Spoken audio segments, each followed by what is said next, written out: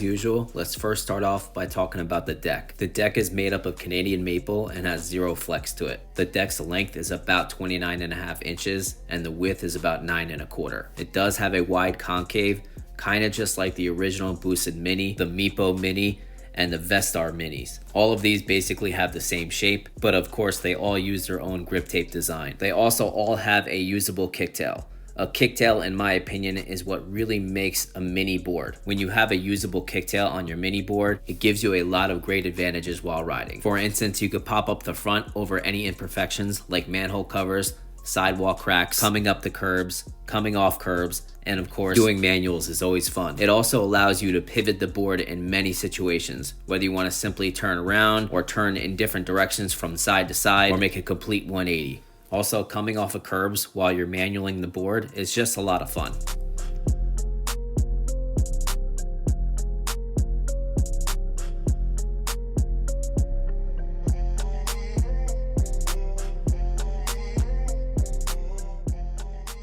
Now, my favorite attribute about a mini kicktail board is the convenience. You just kick it up, you grab it in your hand, and it's easy to walk around with. Now, it's not super heavy, but it's definitely not lightweight.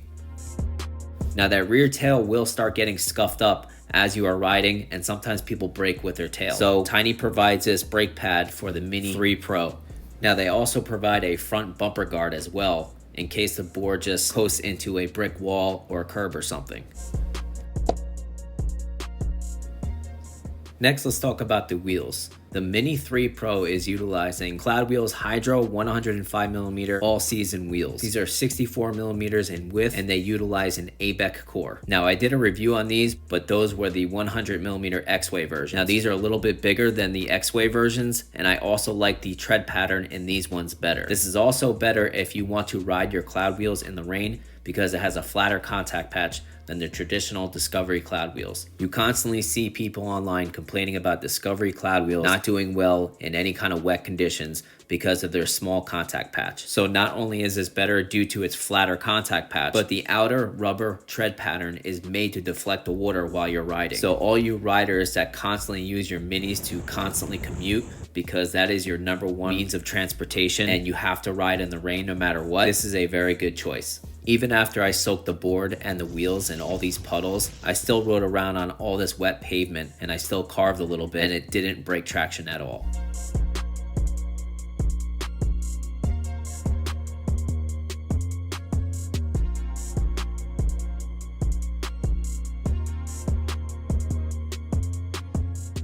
Now, a lot of you riders that commute with your board, chances are there is going to be a patch of grass somewhere. These 105mm Hydro wheels will run right through the grass. Now, we all have bad roads, especially when you're commuting from town to town, city to city. These Hydro wheels will have no problems with bad roads.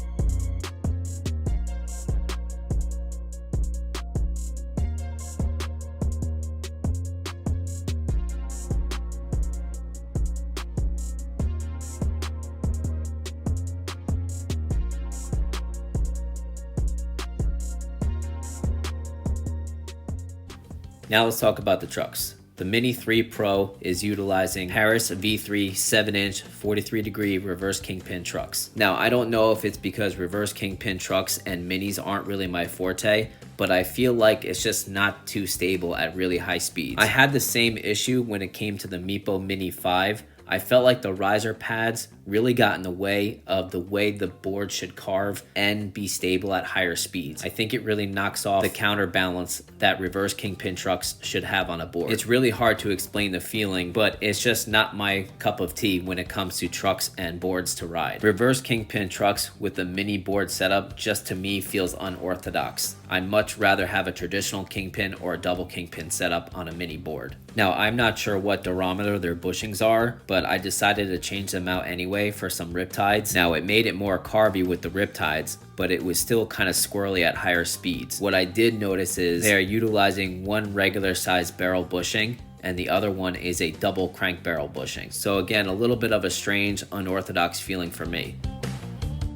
As for the motors, the Mini 3 Pro is utilizing two belt drive motors that are 2,775 watts each, and they're 6'3", 5'5" in size. That is pretty impressive for a mini board. It has plenty of power, and I don't think anybody will be disappointed with the performance of this mini board. Check it out. Okay, acceleration test in turbo mode, acceleration all the way up 100. 1, 2, 3, go. Good, good. Definitely good power for a mini. Okay, here we go. Giant hill test. TYNEE Mini 3 Pro. Up this giant hill. It's still wet outside, so I'm a little scared, but hopefully I don't kill myself. Let's do it.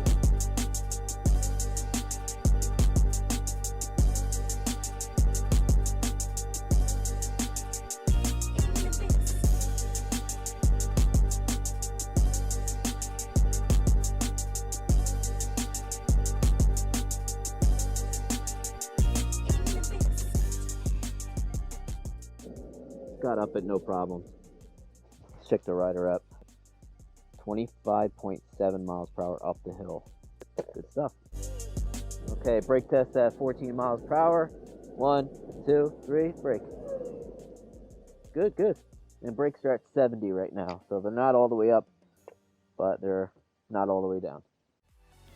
As for the battery setup in the Mini 3 Pro, it is utilizing a Molicel P42A 13S 2P 393 watt-hour battery. Most budget electric longboards don't even have this type of battery in them, so having a kicktail mini board with this type of battery is very impressive. I also like to mention, just like the TYNEE Explorer, the charging port covers are very good. They're simple yet secure and easy.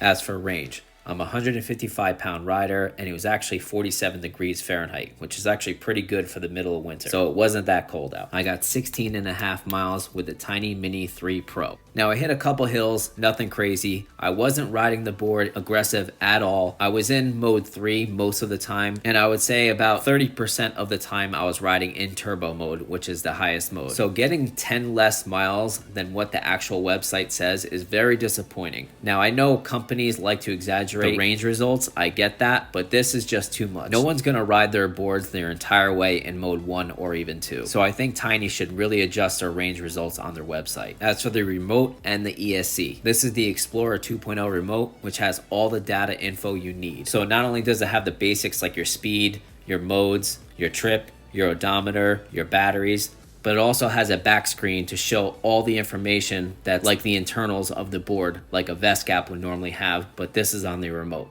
Also another back screen to help you customize the way you want the board to ride. Between braking, acceleration, power curves, so many ways to customize the way you want to ride. Now companies like Evolve, Backfire, and onsra have these in their color screen remotes, but those are a lot more expensive. So TYNEE still offers this, just in a simpler display. Now just like the Hobbywing remotes, you hold down the power button and it'll automatically turn on the board. To engage the taillight, you double click the power button and you will see it blinking. If you double click it again, it'll do a solid red light, and if you double click it again, it'll turn it off. Then if you yank the brake, it'll go solid red, and then if you let go of the brake, it'll start blinking again. Then if you double click the power button again, it'll do a solid light.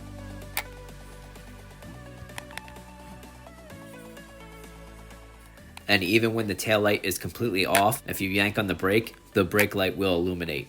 Even though it's a small tail light slash brake light, you can actually still see it during the day. Final thoughts. Now I think this is a great setup for anybody that needs a solid commuter, one with good durability, great customer service, can ride through wet conditions without breaking traction, a wider deck on a Mini that's good for bigger riders, and easy to carve, easy to utilize to kicktail, whether you're on the sidewalk, riding on the streets, or you need to carry it in school, into work, or into the occasional store. Now for me, it's a little on the heavier side, but I am a smaller rider. So any of you bigger guys out there, 20.5 pounds won't be that big of a deal. But since it is on the heavier side for a mini kicktail board, it does pack a pretty big battery. Which leads me to my only complaint about the board, which is the range. Just like the TYNEE Explorer, the range numbers on the website isn't even close to what I got in my real world range test. So I really think they should adjust their range results on their boards. Besides that, it's a solid mini board. I highly doubt a lot of people commute to work or to school more than 15 miles anyway. TYNEE also has a very good reputation in the e-skate community. They're very much involved. They have great customer service, and to be honest with you, I haven't seen any crazy malfunctions or any big recalls with any of their boards. So TYNEE is definitely going in the right direction in the e-skate community. If you're thinking about picking one up, use the link in the description, discount code eSkateUnity. Thank you for watching, guys. Please comment, like, share, subscribe. Have a good one, guys.